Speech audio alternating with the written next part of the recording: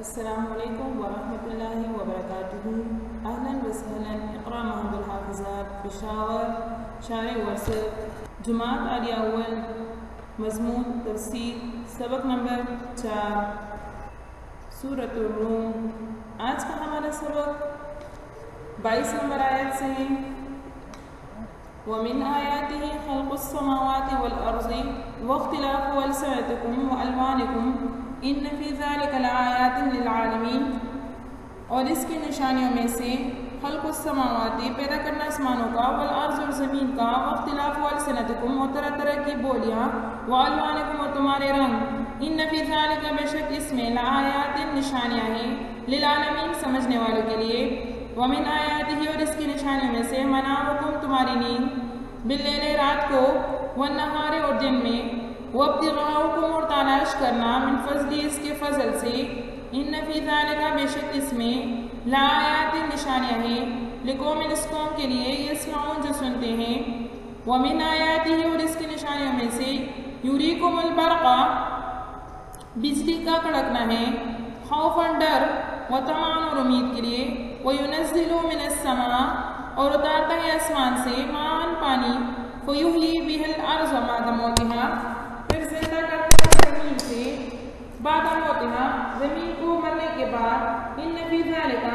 بے شک اس میں لآیات نشانیاں ہیں، لقوم یعقلون عقل رکھنے والی قوم کے لیے۔ تفسیر اس کی یہ ہے، یہاں پر اللہ تعالیٰ کی قدرت کی چوتھی نشانی کا ذکر ہے کہ اللہ تعالیٰ کی قدرت کی چوتھی نشانی نیند ہے، یعنی انسانوں کا رات کو سونا اور دن میں، اس طرح ان کی تلاش معاش ہے رات میں بھی اور دن میں بھی۔ اس آیت میں تو نیند کو بھی دن اور رات دونوں میں بیان فرمایا اور تلاش معاش کو بھی، اور بعض دوسری آیت میں نیند کو صرف رات میں اور تلاش معاش کو دن میں بتلایا ہے۔ وجہ یہ ہے کہ رات میں اصل کام نیند کا ہے اور کچھ تلاش معاش کا بھی چلتا ہے، اور دن میں اس کے برعکس اصل کام تلاش معاش کا ہے اور کچھ سونے آرام کرنے کا وقت بھی ملتا ہے۔ اس لیے دونوں باتیں اپنی اپنی جگہ صحیح ہیں۔ بعض مفسرین نے تعلیم کر کے اس آیت میں بھی نیند کو رات کے ساتھ اور تلاش معاش کو دن کے ساتھ محسوس کیا ہے، مگر اس کی ضرورت نہیں ہے۔ پھر اس آیت کی آخر میں فرمایا ان فی ذلک لآیات لقوم یسمعون، یعنی اس میں بہت سی نشانیاں ہیں ان لوگوں کے لیے جو دھیان دے کر سنتے ہیں۔ پھر یہاں پر پانچویں قدرت کی آیت کی نشانیاں ذکر ہوتی ہیں کہ وَمِنْ آیَاتِهِ یُرِیکُمُ الْبَرْقَ خَوْفًا وَطَمَعًا، یعنی اللہ تعالیٰ انسانوں کو بجلی کا کڑکنا دکھاتے ہیں جس میں اس کی گرنے اور نقصان پہنچانے کا خطرہ بھی ہوتا ہے، اور اس کے پیچھے بارش کی امید بھی، اور پھر بارش نازل فرماتے ہیں اس خشک بیجار زمین کو زندہ تروتازہ کر کے اس میں طرح طرح کے درخت اور پھل پھول اگاتے ہیں۔ اس کے آخر میں فرمایا ان فی ذلک لآیات لقوم یعقلون، یعنی اس میں بہت سی نشانیاں ہیں عقل والوں کے لیے، کیونکہ بجلی کا کڑکنا اور بارش کا ہونا اور ان کے ذریعے سے ہونے والی نباتات اور پھل پھول کی تخلیق اللہ تعالیٰ کی طرف سے ہونا، یہ عقل اور حکمت ہی سے سمجھا جاتا ہے۔ عقل اور حکمت کے علاوہ اس کو نہیں سمجھا جا سکتا۔ یہاں پر چھٹی نشانی ذکر فرماتے ہیں، ترجمہ وَمِنْ آیَاتِهِ أَن تَقُومَ السَّمَاءُ، وَمِنْ آیَاتِهِ اور اس کی نشانیوں میں سے أَن تَقُومَ السَّمَاءُ قائم کرنا آسمان کا، وَالْأَرْضُ زمین کا، بِأَمْرِهِ اس کے حکم سے، ثُمَّ دَعَاكُمْ دَعْوَةً پھر پکارے گا تم کو ایک بار من الارض زمین سے، اذا انتم تخرجون اسی وقت تم نکل پڑو گے، وَلَهُ مَا فِي السَّمَاوَاتِ وَالْأَرْضِ اور اسی کا ہے جو کچھ آسمان اور زمین میں ہے، سب اسی کے كُلٌّ لَهُ قَانِتُونَ سب اسی کے حکم کے تابع ہیں۔ وَهُوَ الَّذِي يَبْدَأُ الْخَلْقَ ثُمَّ يُعِيدُهُ اور وہی ذات ہے جو پہلی بار پیدا فرماتا ہے، ثُمَّ يُعِيدُهُ پھر دوبارہ اس کو پیدا فرمائے گا، وَهُوَ أَهْوَنُ عَلَيْهِ اور وہ آسان ہے اس پر، وَلَهُ الْمَثَلُ الْأَعْلَىٰ اور اس کی شان سب سے اوپر ہے، فِي السَّمَاوَاتِ آسمان میں، وَالْأَرْضِ زمین میں، وَهُوَ الْعَزِيزُ الْحَكِيمُ اور وہی زبردست حکمت والا ہے۔ یہاں پر چھٹی نشانی ذکر فرماتے ہیں کہ آسمان اور زمین کا قیام اللہ تعالیٰ ہی کے حکم سے ہے، اور جب اس کا عمل یہ ہوگا کہ یہ نظام توڑ پھوڑ دیا جائے تو یہ سب مستحکم اور مضبوط چیزیں جن میں ہزاروں سال چل کر بھی کہیں کوئی نقصان نہیں آتا، دم کے دم میں ٹوٹ پھوٹ کر ختم ہو جائیں گی، اور سب اللہ تعالیٰ ہی کے عمل سے دوبارہ سب مردے زندہ ہو کر میدان حشر میں جمع ہو جائیں گے۔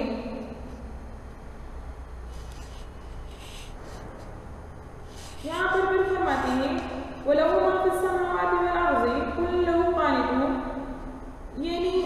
آسمانوں اور زمین میں جو کچھ بھی ہے، جو مخلوقات بھی ہے، كُلٌّ لَهُ قَانِتُونَ، وہ اللہ تعالیٰ کے تابعدار اور فرما بردار ہیں،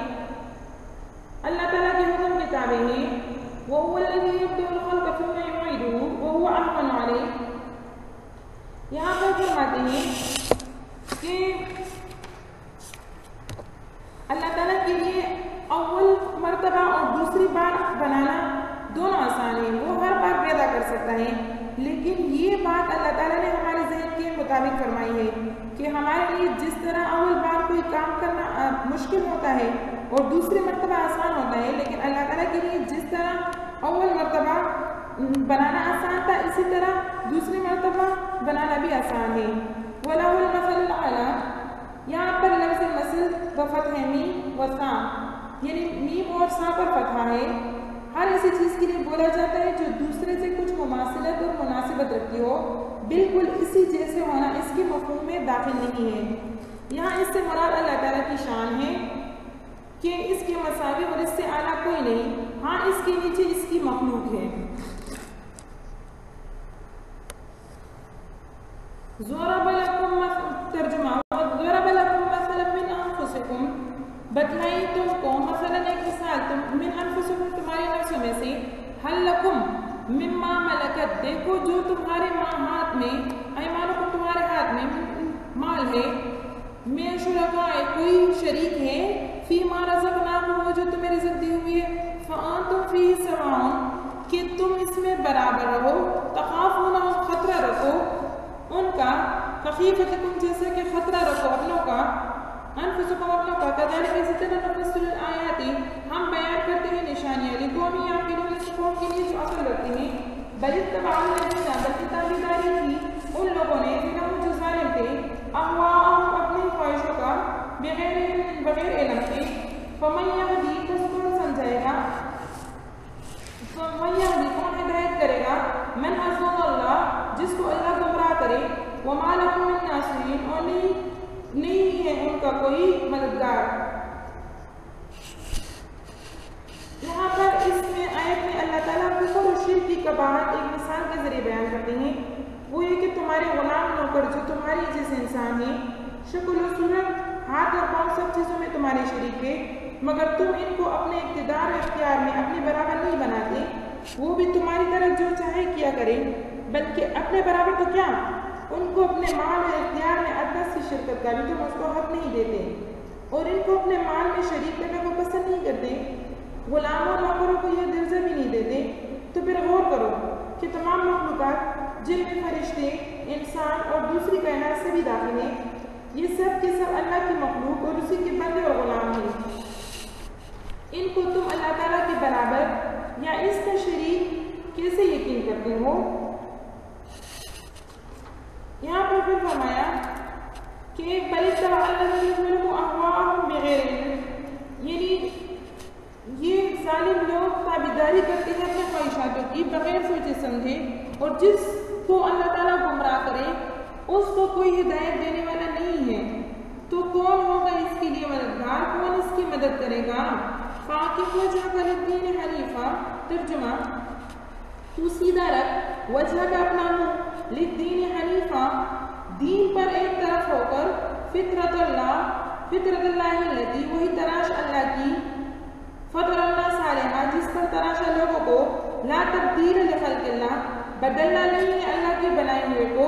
ذالک الدین القیم، یہی ہے دین سیدھا دین، ولکن اکثر الناس، لیکن اکثر لوگ، لا یعلمون، سمجھ نہیں رکھتے، منیبین الیہ، سب رجوع ہو کر اس کی طرف، واتقوا، اور اس سے ڈرتے رہو، اقیموا الصلاۃ، نماز قائم کرو، وَلَا تَكُونُوا مِنَ الْمُشْرِكِينَ اور مشرکوں سے نہ ہو۔ یہاں پر فطرت کے بارے میں مختلف اقوال ہیں۔ فطرت سے مراد، پہلا قول اس کا یہ ہے کہ فطرت سے مراد اسلام ہے۔ مطلب یہ ہے کہ ہر انسان پیدائشی مسلمان ہے، جیسے کہ حدیث میں آتا ہے کل مولود یولد علی فطرت الاسلام، پھر بعد میں ماحول اس پر اثر کرتی ہے۔ فَأَبَوَاهُ يُهَوِّدَانِهِ وَيُنَصِّرَانِهِ وَيُمَجِّسَانِهِ، یعنی ان کے والدین پھر اس کو یا یہودی بناتے ہیں یا نصرانی یا مجوسی۔ اگر ماحول میں کوئی خرابی کرنے والا نہ ہو تو وہ مسلمان ہی بنے گا۔ عادتاً ماں باپ کے اخلاق بچے پر اثر کرتی ہے۔ دوسرا قول یہاں پر یہ ہے کہ فطرت سے مراد استعداد ہے۔ مطلب یہ ہے کہ پیدائش کے وقت اللہ تعالیٰ اس میں ایک استعداد رکھتے ہیں کہ یہ خالق حقیقی یعنی اللہ کو پہچانے۔ اگر یہ اس سے فائدہ لے تو لا تبدیلہ، یعنی اس فطرت کو کوئی بھی بدلنے والا نہیں ہے، یعنی یہ استعداد کوئی ختم نہیں کر سکتا۔ کبھی کبھی ماحول کے بعد اگر کوئی بدل جائے لیکن وہ پھر بھی اپنے ماحول کی طرف واپس جا سکتا ہے، اس لیے کہ کل شیء یرجع الی اصلہ۔ یہاں پر اس کی ایک مثال ذکر کرتی ہوں۔ مثال اس طرح اس کی یہ ہے کہ ایک دفعہ ایک بادشاہ نے وزیر کو کہا کہ فطرت بدلتی ہے۔ وزیر نے کہا کہ نہیں بدلتی۔ بادشاہ نے بلیوں کو ٹریننگ دی کہ وہ 2 پاؤں پر چلے اور گھومے، تو بلیاں ٹریننگ کے بعد 2 پاؤں پر چلنے لگی، گھومنے لگی۔ بادشاہ نے کہا کہ دیکھو اس کی فطرت 4 پاؤں پر گھومنا ہے، میں نے وہ بدل دی، اب یہ 2 پاؤں پر چلتی ہے اور وہ بدیا اس کے ہاتھ میں ہے۔ ایک مرتبہ بادشاہ نے سب لوگوں کو جمع کیا تاکہ انہیں یہ دکھا سکے، اور وزیر بھی اپنے ساتھ ایک چوہا لے کر آیا۔ جب مجلس میں یہ لوگ بیٹھے تو وہ چوہا وزیر نے بلیوں کے سامنے چھوڑ دیا۔ جب چھوڑا تو ساری بلیاں 4 پاؤں پر اس کے پیچھے بھاگنے لگی، یعنی انہوں نے 2 پاؤں پر چلنا چھوڑ کر 4 پاؤں پر وہ بھاگنے لگی۔ تو وزیر نے کہا کہ دیکھو ان کی فطرت نہیں بدلتی۔ چوہے کو دیکھ کر وہ واپس اپنی فطرت پر آ گئی۔ منیبین الیہ واتقوا، یہاں پر فرماتے ہیں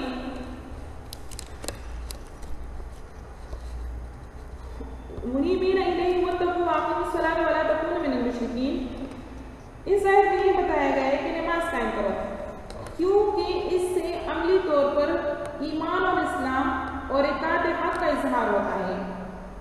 نماز اسلام کی نشانی ہے۔ یہاں فرماتے ہیں کہ مشرک مت بنو، کیونکہ وہ نماز نہیں پڑھتے۔ بے نمازی صرف اس کو نہیں کہتے کہ وہ ایک نماز بھی نہ پڑھے، بلکہ اکثر کوئی نماز بے وقت پڑھے یا کبھی پڑھے اور کبھی نہ پڑھے تو وہ بھی بے نمازی ہے۔ امام احمد ابن حنبل رحمہ اللہ فرماتے ہیں کہ بے نمازی یہ کافر ہے، اور جب وہ مر جائے گا تو اس کا میراث نہیں لیا جائے گا، اور نہ اس کی نماز جنازہ پڑھی جائے گی، اور نہ اسے دیا جائے گا، اور نہ ہی مسلمانوں کے مقبرے میں اس کو دفن کیا جائے گا۔ امام ابو حنیفہ رحمہ اللہ بے نمازی کے بارے میں فرماتے ہیں اگر نماز کا عقیدہ اس کا فرضیت پر ہو اور وہ پھر نماز نہ پڑھے تو اسلامی قاضی کو چاہیے کہ اس کو جیل میں بند کرے، اور فرمایا فَيَضْرِبُ ضَرْبًا شَدِيدًا حَتَّى يَتُوبَ، کہ اس کو اتنا مارے کہ یا تو یہ توبہ کرے اور یا یعنی توبہ کر کے نماز شروع کرے، اور یا یہاں تک کہ یہ مر جائے۔ من الذین فرقوا دینہم وکانوا شیعا، من الذین جنہوں نے فرقوا تفریق کی دینہم اپنے دین میں، وکانوا شیعا اور وہ فرقے بن گئے، کل حزب بما لدیہم، ہر فرقہ جو اس کے پاس ہے، فریق خوشید، وَإِذَا مَسَّ النَّاسَ، اور جب پہنچے لوگوں کو ضرورت تکلیف، دعو تو پکارے رب اپنے رب کو، منیبینا رب کی طرف رجوع کر کے، منیبین الیہ اپنے رب کی طرف رجوع کرتے ہوئے، ثم اذا اذاقہم، پھر جب جہاں چکائی ان کو، منہ رحمتن اپنی طرف سے رحمت، اذا فریقن منہم بربہم اسی وقت ایک جماعت ان میں اپنے رب کا یشرکون شریک کرنے لگی، لیکفروا بما آتیناہم کہ منکر ہو جائے ہمارے دیے ہوئے تھے، فتمتعوا سو مزے اڑا لو، فسوف تعلمون قریب تم جان لو گے، ام انزلنا کیا ہم نے اتارا ہے ان پر سلطانن کوئی دلیل، فہو یتکلم کہ وہ بول رہی ہے، بما کانوا بہ یشرکون جو یہ شریک بناتے ہیں، وَإِذَا أَذَقْنَا النَّاسَ اور جب ہم چکائے لوگوں کو رحمتاً کچھ مہربانی، فَرِحُوا بِهَا تو اس پر خوش ہوتے ہیں، وَإِن تُصِبْهُمْ سَيِّئَةٌ اگر پہنچے ان کو کوئی برائی، بِمَا قَدَّمَتْ جو بھیجی ہے أَيْدِيهِمْ ان کے ہاتھوں نے پہلے، إِذَا هُمْ يَقْنَطُونَ تو اس وقت یہ لوگ نا امید ہو جاتے ہیں، أَوَلَمْ يَرَوْا أَنَّ اللَّهَ کیا نہیں دیکھتے کہ ان اللہ بے شک اللہ تعالیٰ یبسط بیلا دیتا ہے رزق لمن یشاء جس پر چاہے، ویقدر اور تنگ کرتا ہے، ان فی ذالک بے شک اس میں لآیات نشانیاں ہیں، لقوم اس قوم کے لیے یؤمنون جو ایمان رکھتے ہیں۔ یہاں پر فرمایا من الذین فرقوا فرماتے ہیں یعنی یہ مشرک وہ لوگ ہیں جنہوں نے دین فطرت اور دین حق میں تفریق پیدا کر دی، یا یہ دین فطرت سے جدا ہو گئے، جس کا نتیجہ یہ ہوا کہ وہ مختلف گروہوں میں بٹ گئے۔ شیعان یہ شیعہ کی جمع ہے، ایسی جماعت جو کسی مقتدا کی پیروی کرے اس کو شیعہ کہتے ہیں۔ مطلب یہ ہے کہ دین فطرت تو توحید تھا جس کا اثر یہ ہونا چاہیے تھا کہ سب انسان اس کو اختیار کر کے ایک ہی قوم ایک ہی جماعت بنتے، مگر انہوں نے اس توحید کو چھوڑا اور مختلف لوگوں کے خیالات کے تابع بن گئے، مختلف لوگوں کے خیالات کے تابع بن گئے۔ یہاں پر بھی فرمایا وَإِذَا مَسَّ النَّاسَ ضُرٌّ دَعَوْا رَبَّهُمْ اس آیت میں اس بات کو ذکر کیا ہے جب انسان پر مصیبت آتی ہے تو وہ اپنے رب کو پکارتا ہے، جیسا کہ کسی پر اچانک مصیبت آتی ہے تو وہ بے اختیار منہ سے کہتا ہے کہ یا اللہ خیر۔ یہ ایک فطرت کی آواز ہے جو اس کی ذات کی طرف فوراً رجوع کرتی ہے۔ اگر کوئی شخص دریا میں طوفان میں پھنس جائے تو وہ بے اختیار اللہ ہی کو پکارتا ہے، تو اس فطرت کی وجہ کبھی کبھی فطرت کی وجہ سے کبھی کبھی بندہ رہ جاتا ہے،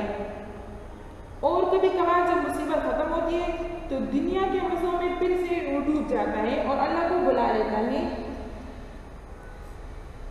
لِيَكْفُرُوا بِمَا آتَيْنَاهُمْ فَتَمَتَّعُوا فَسَوْفَ تَعْلَمُونَ یہاں پر فرماتے ہیں کہ ہم نے ان کو جو دیا ہے یہ لوگ اس میں ناشکری کرتے ہیں، جو عقلاً بھی قباحت ہے، سو پھر یہاں پر فرماتے ہیں کہ کچھ دن تم اور بھی مزے اڑا لو، عنقریب تم لوگوں کو معلوم ہو جائے گا۔ اور یہ لوگ جو شریک کرتے ہیں خصوصاً اقرار توحید کے بعد تو ان سے کوئی پوچھے کہ اس کی کیا وجہ ہے، کیا ہم نے آپ پر کوئی کتاب نازل کی ہے کہ وہ ان کو خدا کے ساتھ شریک کرنے کو کہہ رہی ہے؟ یعنی ان کے پاس اس کی کوئی دلیل نقلی بھی نہیں ہے، اور مقتضائے ہدایت عقل کے خلاف ہونا خود ان کی تسلیم سے حالت اضطرار میں ظاہر ہو جاتا ہے۔ بس یہ لوگ سراسر باطل ہیں اور ان کی سب باتیں باطل ہیں، اور یہی ہے کہ جب وَإِذَا أَذَقْنَا النَّاسَ رَحْمَةً فَرِحُوا بِهَا اور یہ ہے کہ جب ہم ان لوگوں کو کچھ مزہ چکا عنایت کا مزہ چکا دیتے ہیں تو وہ اس سے اس طرح خوش ہوتے ہیں کہ خوشی میں مست ہو کر شرک کرنے لگتے ہیں۔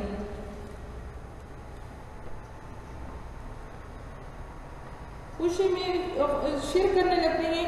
جیسے کہ اوپر ذکر کیا گیا، اور اگر ان کے اعمال بد کے بدلے میں جو پہلے اپنے ہاتھوں سے کر چکے ہیں ان پر کوئی مصیبت پڑتی ہے تو بس وہ لوگ نا امید ہو جاتے ہیں۔ اس سے معلوم ہوتا ہے کہ اس تتمہ میں اصل مقصود پہلا جملہ اذا اذقنا الناس ہے کہ اس میں ان کے مبتلا شرک ہونا یعنی شرک میں مبتلا ہونے کا سبب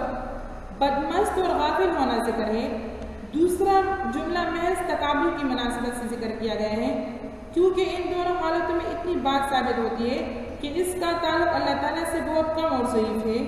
ذرا سی چیز اس تعلق کو فراموش کر دیتی ہے۔ پھر آگے اس کی دوسری دلیل یہ ہے کہ یہ جو تو کیا ان کو یہ معلوم نہیں ہے کہ اللہ تعالیٰ جس کو چاہے زیادہ روزی دیتا ہے اور جس کو چاہے کم دیتا ہے؟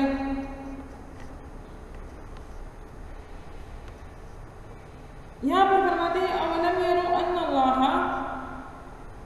اولم یرو، کیا یہ نہیں دیکھتے، ان اللہ، کہ بے شک اللہ تعالیٰ پھیلا دیتا ہے، یبسط الرزق، رزق پھیلا دیتا ہے، لمن یشاء، جس کے لیے چاہے، ویقدر، تنگ کرتا ہے، ان فی ذالک، بے شک اس میں لآیات، نشانیاں ہیں، لقوم یؤمنون، اس قوم کے لیے جو ایمان لاتے ہیں۔ اس آیت میں یہ بتایا گیا ہے، یہ بیان کیا گیا ہے کہ رزق کا معاملہ صرف اللہ کے ہاتھ میں ہے، وہ جس کے لیے چاہتا ہے رزق کو پھیلا دیتا ہے اور زیادہ کر دیتا ہے، اور جس کا چاہتا ہے رزق سمیٹ کر تنگ کر دیتا ہے۔ اس سے یہ بھی معلوم ہوتا ہے کہ گناہوں کی وجہ سے رزق میں کمی یا زیادتی نہیں ہوتی، بلکہ ان کا حساب آخرت میں ہوگا، کیونکہ یہ دنیا دارالعمل ہے، دارالجزا نہیں ہے۔ اور یہ بھی معلوم ہوا کہ کوئی شخص اللہ کے دیے ہوئے رزق کو اس کے مصارف میں خرچ کرتا ہے تو اس سے اس میں کمی نہیں آتی، اور اگر کوئی خرچ کرنے میں بخل کرے اور جو کچھ اپنے پاس سے اس کو جمع کر کے محفوظ رکھنے کی کوشش کرے، اس سے مال میں وسعت نہیں ہوتی۔